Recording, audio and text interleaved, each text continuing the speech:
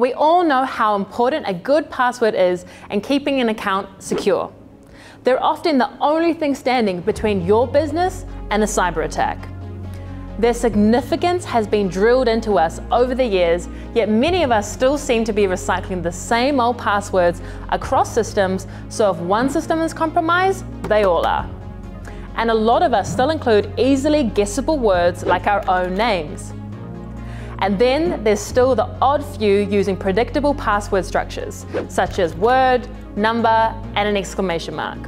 Well, it's time to up our password game. Today, you'll learn a few different techniques for creating a strong and memorable password that will keep your and your customers' sensitive data secure. Technique number 1, think of a sentence and turn it into a password. And no, I'm not recommending typing out full sentences every time you need to insert your password. Make them uncrackable by taking the first letter of each word or mixing it up. My main tip here would be to ensure the statements are unique to you.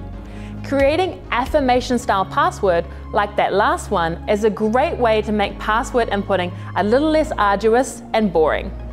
Technique number 2, dream up a random phrase. The best place to start with this one is to think of a memorable mental image. It may be Beyonce eating dandelion tea on top of Mount Fuji in aviators. That could translate to Beyonce, dandelion tea, Mount Fuji, aviators. Or if you know a second language, include a word here that's been translated. With this one, you can go a little crazy. Having a giggle every time you input a password is sure to brighten your day. Technique number 3, use song lyrics, a poem, or quote that means something to you. Take Eleanor Roosevelt's famous, "The future belongs to those who believe in the beauty of their dreams," for example. This could be transformed into this. To make it even more complex, you could add the year of the quote onto the end. The key here is to make it personal to you, memorable and inspiring, because why not?